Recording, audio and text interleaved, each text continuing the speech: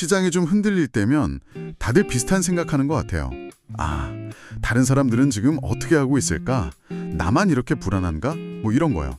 오늘 저희가 살펴볼 자료들이 바로 그 질문에 대한 아주 흥미로운 답을 담고 있습니다. 네, 맞아요. 당신께서 공유해 주신 자료들을 보니까 시장에 폭락했을 때 장기 투자자들은 어떻게 행동했는지, 또 그와는 완전히 반대로 요즘 일반 투자자들은 주식을 얼마나 짧게 갖고 있는지, 이 두 가지 상반된 풍경을 한번 깊이 있게 들여다보려고 합니다. 네, 오늘 분석은 그냥 두 개의 데이터를 나란히 보는 걸 넘어서요. 그러니까 한쪽에서는 정말 수십 년을 내다보는 마라토너 같은 투자자들이 있고요. 마라토너요? 다른 한쪽에서는 거의 100m 단거리 선수처럼 움직이는 투자자들을 만나게 되실 겁니다. 그 차이가 대체 어디서 오는지, 기술이나 세금, 그리고 사실 가장 중요한 우리 심리가 어떤 영향을 미치는지 파헤쳐 보면요. 아마 당신의 투자 전략을 점검해 볼 아주 좋은 기회가 될 겁니다. 좋습니다. 그럼 첫 번째 자료, 그 마라토너들 이야기부터 시작해 볼까요? 2020년 3월 코로나19로 시장이 정말 그야말로 대폭락했던 시기잖아요. 네, 잊을 수가 없죠. 그때 미국의 대표적인 퇴직연금 제도인 401k 계좌 10만 개 이상을 분석한 자료입니다. 우리나라의 확정기여형 DC형 퇴직연금이나 IRP 계좌랑 비슷하다고 생각하시면 쉬울 것 같아요. 다들 공포에 질려서 패닉셀링을 했을 거라고 예상하기 쉬운데 결과는 어땠나요? 정말 놀랍게도 데이터는 우리의 예상과 정확히 반대의 이야기를 들려줍니다. 반대요? 분석 대상 투자자의 무려 98.8%가요. 자신의 포트폴리오에 아무런 변경을 하지 않았다는 거예요. 98.8%요. 잠깐만요.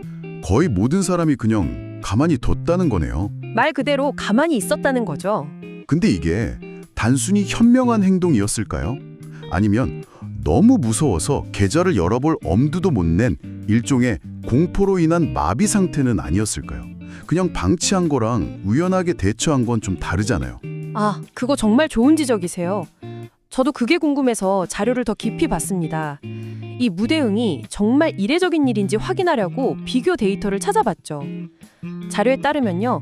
시장이 아주 평온했던 2019년 4월에는 투자자의 5%가 포트폴리오를 바꿨어요. 5%요? 평온할 때? 네.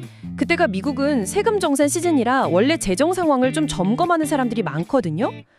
그걸 감안하더라도 위기 상황에서의 변경률, 그러니까 2%가 채 안 되는 그 수치가 평온한 시기에 절반에도 미치지 못했다는 건 이게 단순한 마비 상태가 아니라는 걸 보여주는 거죠. 아, 그러니까 오히려 시장이 조용할 때 더 많이 움직이고 폭풍이 몰아칠 때는 더 굳건히 자리를 지켰다, 이 말씀이시군요. 바로 그겁니다.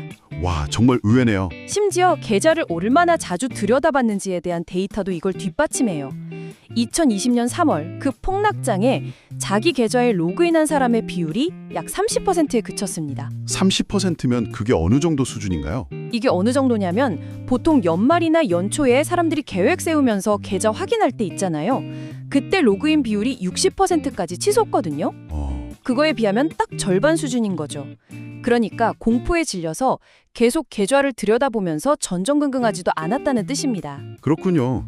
데이터를 종합해보면 이건 공포로 인한 마비가 아니라 계획에 따른 의연한 무대응에 가깝다, 이런 결론이네요.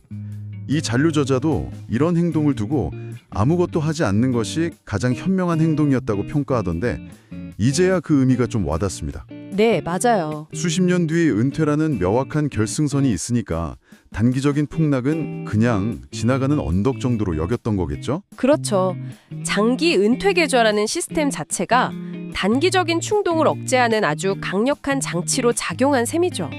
쉽게 돈을 뺄 수도 없고 목적 자체가 오늘의 수익이 아니라 수십 년 뒤의 안정에 맞춰져 있으니까요. 401k 투자자들의 이런 인내심을 보고 있으면 정말 감탄이 나오는데 여기서 시야를 모든 주식 투자자로 넓혀보면 완전히 정반대의 세상이 펼쳐집니다. 네, 이제 단거리 선수들 이야기죠. 맞아요. 두 번째 자료가 바로 그 이야기인데요. 먼저 보유 기간이라는 개념부터 좀 짚어주시죠. 말 그대로 주식을 사고 나서 팔 때까지의 기간을 의미하는데요.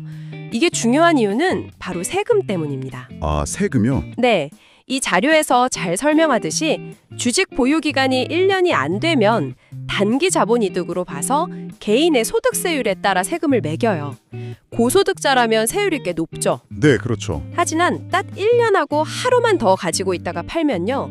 이게 장기 자본 이득으로 분류가 돼서 0%에서 최대 20% 정도의 훨씬 낮은 세율을 적용받게 됩니다. 와, 세금 차이가 상당하네요. 그럼 당연히 대부분 1년 이상 보유하려고 하지 않을까요? 그게 합리적인 선택이니까요. 실제 데이터는 어떤가요? 깜짝 놀라실 겁니다. 로이터가 뉴욕 증권거래소 데이터를 분석한 결과 현재 평균 주식 보유 기간은 고작 5.5개월에 불과했습니다. 잠시만요. 5.5개월이요? 네, 5.5개월입니다. 1년의 절반도 안 되잖아요. 그렇게 큰 세금 혜택을 다 포기하면서까지요? 네, 그렇습니다. 그리고 이 수치가 얼마나 극적인 변화인지는 과거랑 비교해보면 더 명확해져요.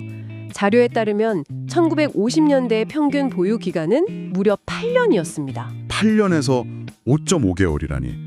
이건 그냥 줄어든 수준이 아니라 주식 투자가 아예 다른 종류의 활동이 되었다고 봐야겠는데요? 네, 패러다임이 완전히 바뀐 거죠. 마라톤이 100m 달리기가 된 셈인데 수십 년 만에 대체 무슨 일이 있었던 걸까요? 이 자료는 그 원인을 크게 세 가지로 분석합니다.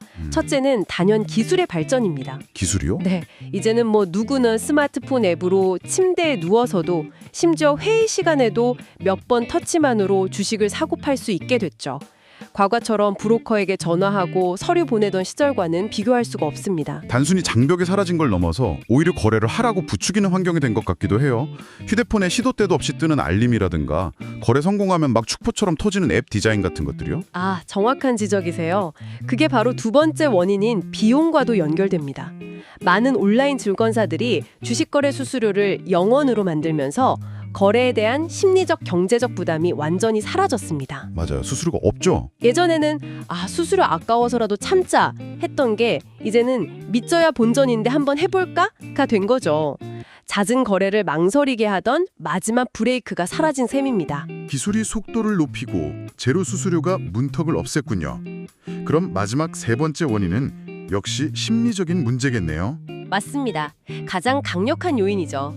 자료에서는 시장 변동성이 커질수록 우리의 투자 편향이 더 강하게 작용한다고 지적합니다. 투자 편향이요? 예를 들어 주가가 조금만 떨어져도 더 큰 손실을 볼 것 같은 두려움에 일단 팔고 보는 손실 회피 심리. 혹은 커뮤니티나 뉴스에서 특정 종목이 화제가 되면 나만 뒤처지면 안 된다는 생각에 휩쓸리는 집단 심리 같은 것들이요. 이른바 포모라고 하는 거요. 그렇죠. 이성적인 뇌는 장기 투자가 유리하다고 말하지만 변동성이 커지면 감정적인 뇌가 주도권을 잡고 일단 도망쳐 또는 일단 올라타라고 소리치는 거죠. 정리가 되네요. 기술이 거래를 거의 게임처럼 만들었고 비용이 그 문턱을 없애버렸고 그 위에서 시장의 변동성이 우리의 심리적 약점을 자극해서 결국 8년이라는 시간이 5.5개월로 압축되었다는 거군요. 네, 이 두 가지 데이터를 큰 그림에서 연결해 보면요. 이 상반된 행동들이 사실은 서로 다른 투자 목적을 반영하고 있다는 걸 알 수 있습니다. 401k 데이터는 장기 은퇴 준비라는 아주 명확하고 흔들리지 않는 목표를 가진 투자자들의 행동을 보여주죠. 네, 목표가 뚜렷하죠. 그분들에게 2020년의 시장 폭락은 30년, 40년짜리 마라톤 코스에 나타난 작은 언덕에 불과했던 겁니다. 반면에 5.5개월이라는 평균 보유 기간은 완전히 다른 게임을 하고 있다는 증거고요. 그렇죠. 이건 개별 주식을 통해 단기 수익을 추구하는 적극적 트레이딩의 특성을 아주 잘 보여줍니다. 이 투자자들에게 시장의 단기 변동성은 위기이자 동시에 돈을 벌 기회인 거죠. 그러니 두 그룹의 행동이 다른 건 어찌 보면 당연한 결과예요. 한 그룹은 부동산을 사서 10년, 20년 뒤를 보고 있고 다른 그룹은 오늘 사서 내일 팔 단기 상품을 고르고 있는 것과 같으니까요. 듣고 보니 결국 주식을 얼마나 오래 보유해야 하는가 이 질문 자체가 좀 잘못됐을 수도 있겠네요. 네, 그럴 수 있습니다. 그보다는 나는 어떤 투자자인가? 나의 목표는 무엇인가? 이걸 먼저 물어야 하는 거고요. 자료들도 공통적으로 당신의 투자 목표, 감당할 수 있는 위험 수준, 세금 문제까지 종합적으로 고려해서 자신만의 전략을 세워야 한다고 강조하고 있죠. 맞습니다. 특히 많은 전문가들이 시장 타이밍을 맞추려 하지 말라고 조언하는 이유를 되새겨볼 필요가 있어요. 자료에서도 지적하듯이 시장 타이밍을 맞춘다는 건 언제 사야 할지와 언제 팔아야 할지를 두 번 모두 정확히 맞춰야 한다는 뜻이거든요. 두 번 다 맞춰야 하는군요. 네. 이게 마치 떨어지는 칼날을 맨손으로 잡았다가 다시 하늘로 던져서 정확한 타이밍에 또 잡는 것과 같아요. 거의 불가능에 가까운 일이죠. 그런데 평균 보유 기간이 5.5개월이라는 건 그만큼 많은 투자자가 어쩌면 기술의 발전에 힘입어서 그 어렵고 위험한 도전을 계속하고 있다는 방증일 수도 있겠군요. 바로 그겁니다. 401k 투자자들처럼 아예 시장을 외면하고 묵묵히 자기 길을 가는 전략과는 완전히 정반대의 접근 방식인 셈이고요. 그래서 오늘 이 두 데이터를 합쳐보면 이런 결론에 도달하게 됩니다. 우리는 역사상 가장 강력하고 안정적인 장기 투자 도구, 즉 은퇴 계좌를 가지고 있으면서도 동시에 역사상 가장 충동적이고 자극적인 단기 거래 환경에 살고 있다는 거죠. 한 사람 안에 마라토너와 100m 단거리 선수가 공존하는 셈입니다. 오늘 저희는 당신께서 보내주신 자료들을 통해 투자자 행동의 두 얼굴을 확인했습니다.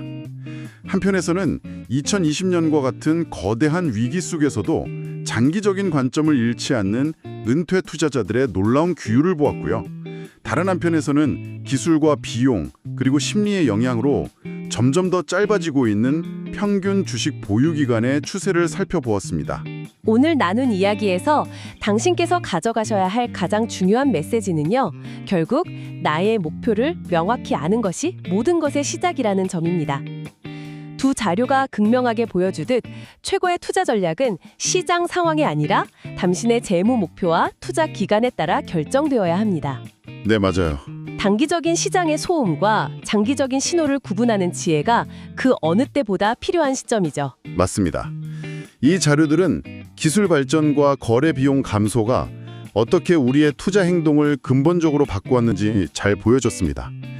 여기서 당신께서 한번 곱씹어 볼 만한 질문을 하나 던져드리면서 마무리하고 싶습니다. 투자가 그 어느 때보다 더 쉽고 빠르고 저렴해진 오늘날, 우리는 과연 더 나은 투자자가 되고 있는 걸까요? 아니면 단지 더 빈번하게 거래하는 투자자가 되어가고 있는 걸까요?